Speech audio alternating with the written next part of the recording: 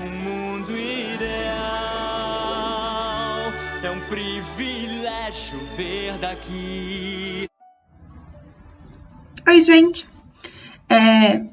Hoje eu vou falar sobre o Monte Verità, do autor Gustavo Bernardo.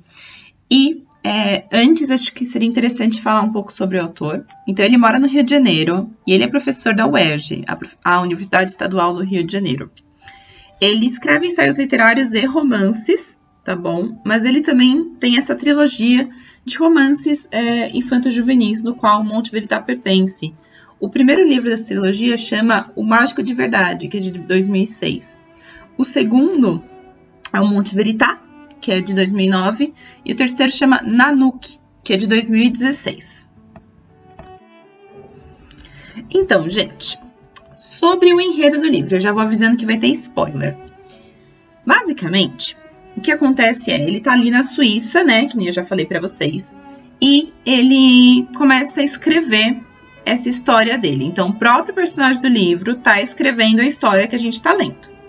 E nessa história, acontecem 6 intervenções que vão melhorar a humanidade. Então, a premissa inicial, de quando você tá ali até a metadezinha do livro, é tentar descobrir como se construir um mundo ideal.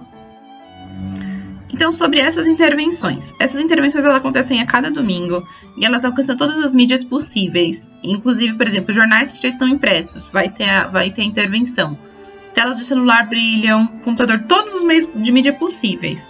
Então, para as pessoas que vivem aqui dentro desse mundo do livro, é meio que mágico, assim, nossa, mas como que tá alcançando todos os meios midiáticos possíveis na mesma hora, do mesmo segundo, do mesmo lugar e etc. Então, tem esse debate, será que é uma coisa divina? Será que são alienígenas e etc. Mas quais que são os passos para construir esse mundo?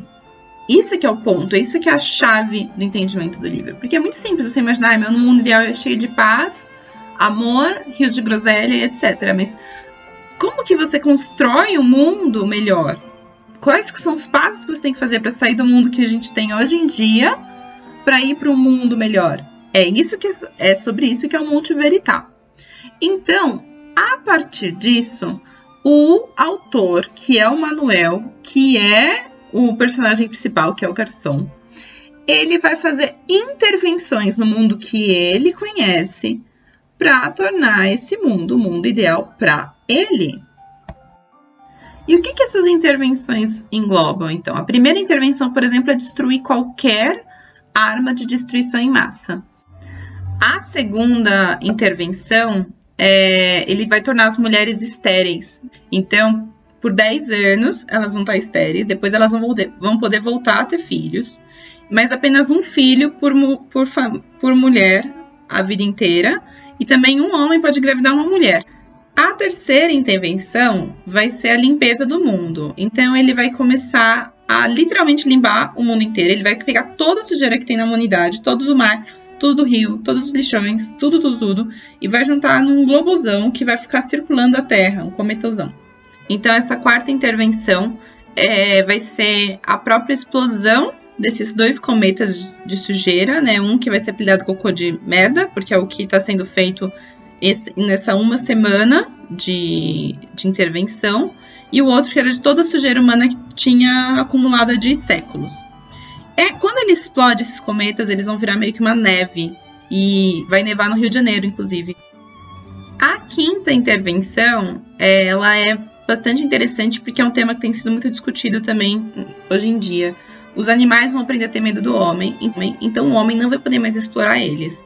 Então, o que isso significa? De que não vai poder mais ter matadouros, não vai poder ter mais uma alimentação industrial baseada na carne. E a sexta e última intervenção é a que dá mais trabalho pro autor, pro Manuel, que está ali vivendo dentro do livro. Porque a última intervenção, ele primeiro pensa em transformar todas as pessoas que cometeram crimes hediondos em estátuas de vidro. Então ele troca essa sexta intervenção de tornar as pessoas de vidro pela intervenção de usar os termos kantinianos de filosofia. Com o Monte Verità, durante a leitura, a gente percebe que o autor, que é o Manuel, pertence ao mesmo mundo. Ou seja, o primeiro livro, o final do livro, ele termina com a primeira intervenção. Com uma primeira intervenção ali que você não vai ter mais armas de destruição em massa. Então, e aí a genialidade do livro, é a parte bem filosófica dele, que o criador e a criatura se encontram no mesmo espaço. Criador e criatura, como assim? O criador é ali o Manuel escrevendo o livro dele, e o livro que ele escreve torna-se a realidade dele. E essa era a intenção dele desde o começo. Por que essa era a intenção dele desde o começo? Porque esse livro que ele tá escrevendo é uma resposta às violências que ele sofreu na vida. Então, ele sobrevive a muitas violências. A primeira seria física de um país que está em guerra, né? Então, que ele não pode mais viver no país dele, ele é obrigado a emigrar, ele ser um refugiado. Há uma outra violência, seria uma violência simbólica de, por exemplo, não interessa que ele tenha um diploma de economia de uma faculdade africana, porque isso não é válido na Suíça. Então, o conhecimento que ele tem adquirido não é válido no mundo dos brancos, no mundo de Veritá. Essa seria uma segunda resposta de violência. E a terceira violência seria uma violência afetiva, porque o Manuel conta ali que ele fez muitas críticas ao governo ali moçambicano e estava sendo perseguido. Então, ele teve que ir lá e se refugiar na Suíça. E nisso, ele acabou não conseguindo nem se despedir de uma filha que ele tem lá e nem levar ela com ele, né? Porque era uma questão de vida ou morte. Ou ele fugia para a Suíça naquele momento, ou ele morria. E ele acabou fugindo. Então, esse livro que ele constrói, essas intervenções que ele constrói, é porque ele está construindo um mundo onde ele pode habitar junto com a sua filha, onde ele pode estar junto com a sua filha. Então, no fim, o que se busca, né?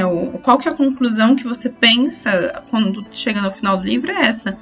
Quais seriam as intervenções? Então, quais seriam os passos que você construiria para fazer seu mundo melhor? Porque se você tivesse esse poder da criação, da mesma forma que o Manuel tem sobre o poder da criação dele, que é o livro dele, né? Um outro ponto interessante é a presença da arara, né? No começo do livro também ele menciona a arara talvez tenha emigrado da África também. E assim, não sei se vocês sabem, mas a arara, por exemplo, é um bicho que só tem aqui na América, né? Não tem araras na África. Então me parece que é uma busca do autor Gustavo Bernardo de colocar uma brasilidade nessa história. As intervenções que a gente vê no Monte Veritá, por exemplo, elas serviriam muito bem para a realidade do Brasil também.